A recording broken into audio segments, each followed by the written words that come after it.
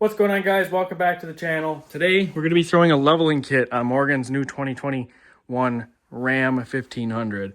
We have a MotoFab leveling kit that we're going to be installing. We already threw the passenger side on just because there's not quite as much room on that side, and we're going to record this side. There's more room. All it is a leveling spacer like this. Hold that for a second. And then we got some bolts that are going to go through and act as new studs for the top of the strut. And then then they got some nuts in here that'll bolt that to the top of our strut and level the truck. So Morgan's going to take out the wheel, and then I'm going to take over and pull everything else apart. And I'll show you what we got to do and what we got to take apart to do this. This is off of Amazon. We can put the link in the description. This fits a couple different trucks. That's what it fits right there. Pretty straightforward. They do have a pretty detailed set of instructions, but honestly, most of it's pretty self-explanatory. In my opinion, the hardest part is the upper ball joint. Sometimes they get stuck. We fought for like an hour on that side trying to get that one out. It was a pain in the butt. Other than that, it's actually super easy. You can pretty much have this all apart in about 5 minutes. So we're going to want to take your wheel off here, and we can get started. I think Morgan should do the whole thing. Yeah, she watched me do the whole other side.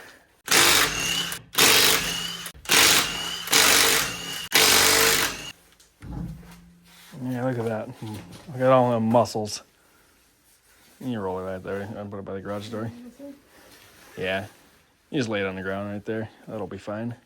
Now Morgan is going to be taking apart a bunch of other things. Yeah? Yeah. All right, better grab your tools. Okay, so I'm going to give you guys a really quick rundown. I'm going to still show you how to do it as we go, but I'm going to give you a quick rundown on how we do this. First of all, we're going to take this here off for this, I don't know, it's a vacuum line, I think, for the four-wheel drive. We'll pull it out here, and then there's it's a plastic like tab thing there. Pop that out, and then we'll take the tie rod off. We'll take the lower ball joint off on the bottom. And then we'll take off the upper ball joint. This can be a pain in the ass. I'll show you this one. I don't know if this one will fight me or not. If it does, I'll show you a good way to get that off. And then obviously the lower bolt here for the strut, and then the three top ones. And then you should be able to pull it down enough. Oh God, almost fell. Then you should be able to pull it down enough to pop that out, and then basically assemble that, and then put it back together the same way. These are really easy, especially in the Rams. The F-150s are pretty easy as well. I think the Ram is a little easier in my opinion, because on the F-150s you got to pull either the four-wheel drive off or the two rear lower control arm bolts to pop them out. Nice thing is Dodge makes enough room, or they make it set up nice so you can just pry it down. If you have a higher mile or an older Ram, I'd maybe recommend pulling the brake caliper off and hanging it on the back of the frame, because it does stretch the brake line fairly decent. If you have a newer truck, you can stretch them enough to get it in. So just want to kind of preface that, because I'm not taking them off. This truck's only a couple years old and it's only got 30,000 miles on it. So it's new enough. Nothing is brittle. Everything is very soft. We've also had it sitting in the warm garage because it's currently like in the 20s here. It's 70 in the garage, so everything's nice and warm and soft. So just keep that in mind. With that being said, let's start tearing into it, right?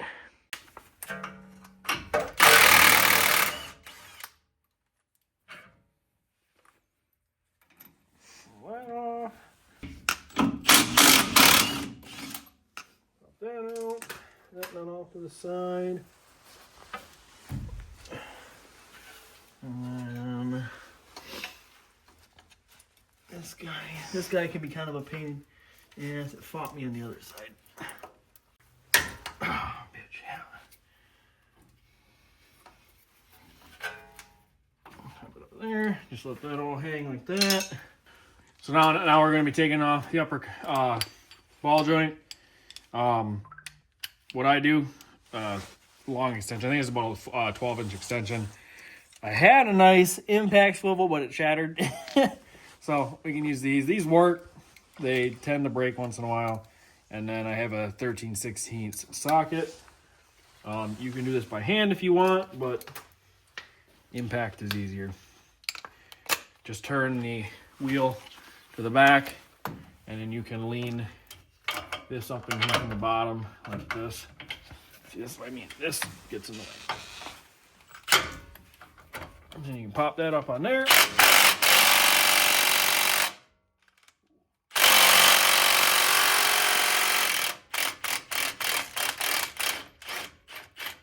This side was a little tighter than the other side.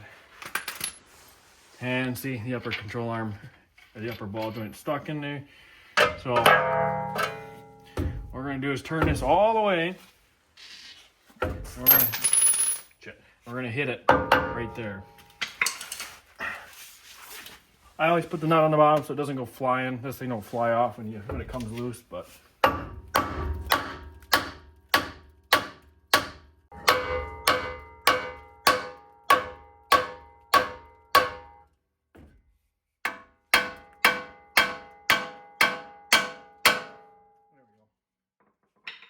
the other side was a lot harder. I mean, we literally spent an hour on it, but yeah, just kind of hit it in a few spots. Try not to hit the upper control arm because I believe these are like a plastic. We tried to use a pickle fork thing on the other side and it charred it up a little bit. Hopefully that's gonna be okay. I'm not too worried about it. Morgan does plan on lifting this truck anyway, so we'll be replacing it anyway. But now that we got that off, we gotta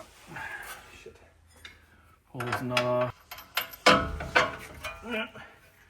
And kind of let that fall towards the back.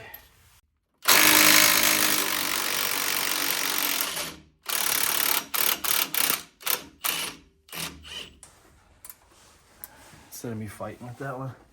The other side it popped right out.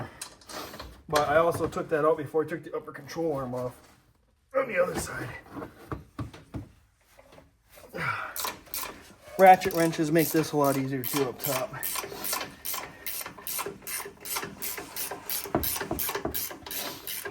This ain't really a how-to. We don't really do how-tos on this channel. We just kind of walk you through it. Might be the right way, might be the wrong way. We don't really know. We just kind of wing it around here. Most of the time doing things, it's our first time. I've done a couple of these actually. I don't know. Every one of them has their quirks.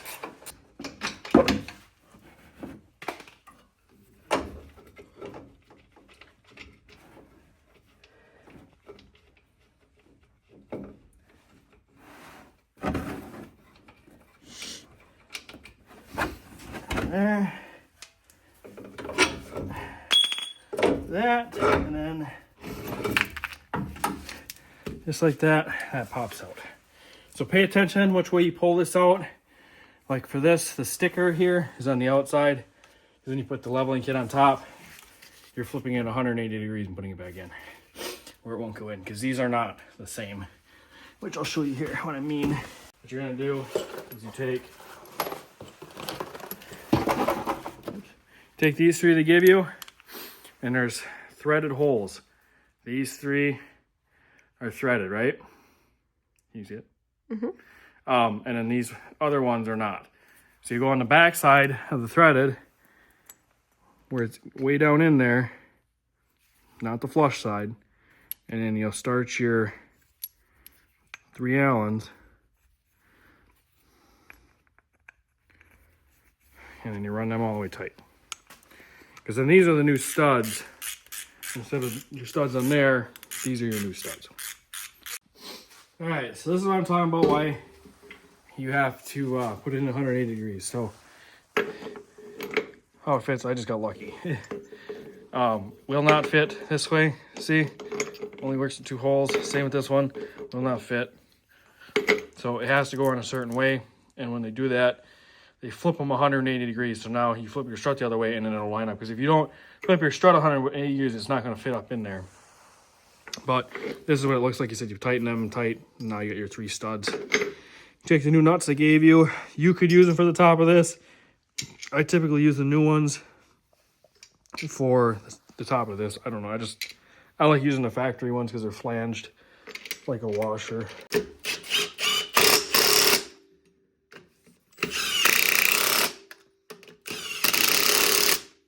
Now we're gonna take it 180 degrees so the sticker's on the inside. What I find easiest is to put the top up in there first. You grab one of your nuts and you do the outside one. You put them up in there and just put the outside one on to hold it up in there. I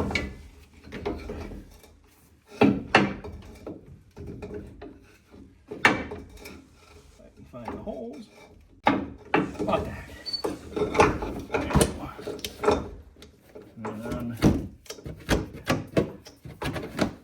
And on, and that holds it. I don't know how well you guys are gonna be able to see, but we'll kind of show you a little bit how we do this. This part is a little bit easier with two people. Like I said, without removing the brake line, or not the brake line, the brake caliper. So basically, Morgan's gonna kind of help hold this in to take pressure off that brake line while I kind of pry down and pop in this.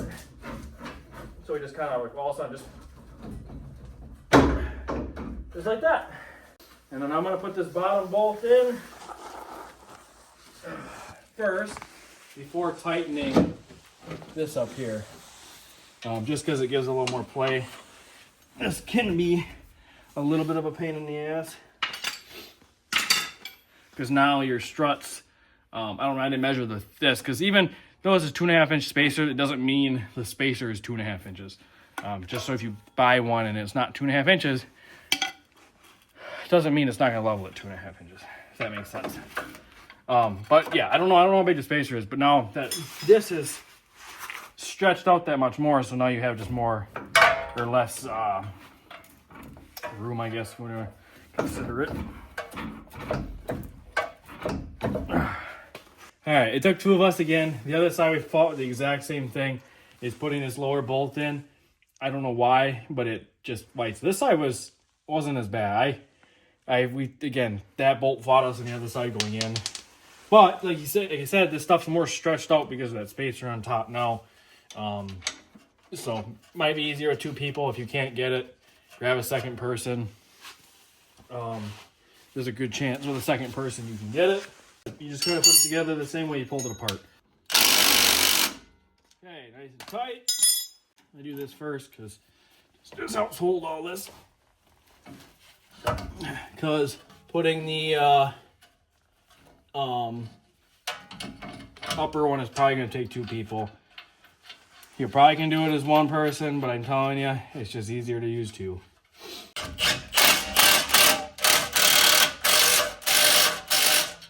So what you're gonna need is a jack.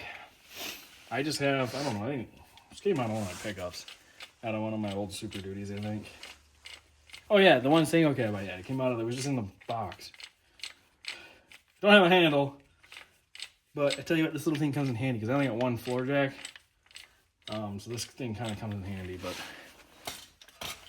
we just use this and a ratchet. So what we're gonna do is put this right underneath the strut shock, whatever you want to call it. So you just jack this up a little ways, and then I'm gonna have to have Morgan help me to do this, because this can be kind of a two-person. Basically, you want one person to pull down on this, one person to hold this up, kind of like try to lean it and aim it, and then put the nut on. At least start the nut, and then you can hit it with the impact after that and run it up in. All right, let's see if we can do this. Morgan's gonna set the camera down, and we're gonna try to do this with two people. Okay, prop her up. Yep. All right. I don't know how well you guys will be able to see, but give me an idea. Yeah. A little more. Okay. Woo! Oh. Key to it's getting this thing up far enough. My knees hurt. Like I said, it's easier with two people, basically. One to pry down on this. You can either push it down by hand. We used a pry bar, which is a little bit easier. Get a little bit of leverage on it, and then one person to start the nut. And now it's all held together. Like I said, we use this really cheap little jack. If you found on a pickup, it would be a lot easier with a floor jack. There we go.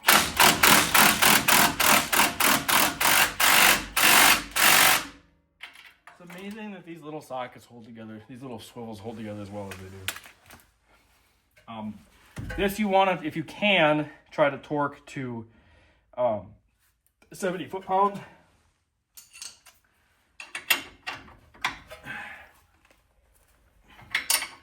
It's kind of a pain in the butt to get the torque wrench on, but you kind of can. One thing I recommend is probably checking all this stuff after driving it. Obviously, gonna need to get in alignment. All I got left is a sway bar and the top of the strut.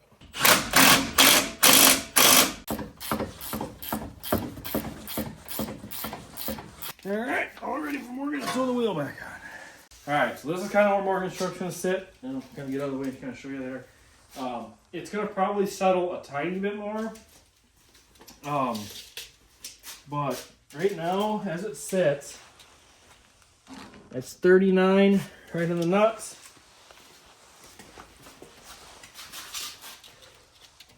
And about 38 and 5/8. So, I don't know, just shy of a ½ inch taller in the front. I think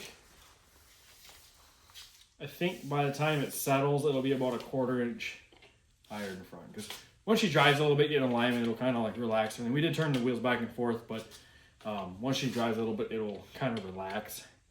So it should sit pretty much identical, like pretty much level. For those of you wondering, this is a 2½ inch level. Yeah, we're going to be putting 33 1250s on this, on some 22-inch wheels, some spring. I'm hoping this truck clears pretty well. I don't know on the newer Rams. I know on our 2015 we had exact same level and literally trimmed nothing, and it didn't rub, it didn't touch nothing, which is pretty incredible. So hoping this is identical. Like you said, Morgan likes it because it feels taller. When I first got it, it felt low. It felt like by the time these steps come out, I feel like why you even have these, because it's like they're so low to the ground. Like now, you feel like you kind of got to step up in it, which is nice. It feels a lot more like a truck, I guess. Anything you would like to add, Morgan? No. No? I think she likes it. I think she's going to be a lot happier with it. She's going to be getting alignment tomorrow, hopefully, the next day or so. Because like I said, if you don't, it'll wear your front tires. If you liked the video, please like, comment, and subscribe, and we'll catch you all in the next one. Peace.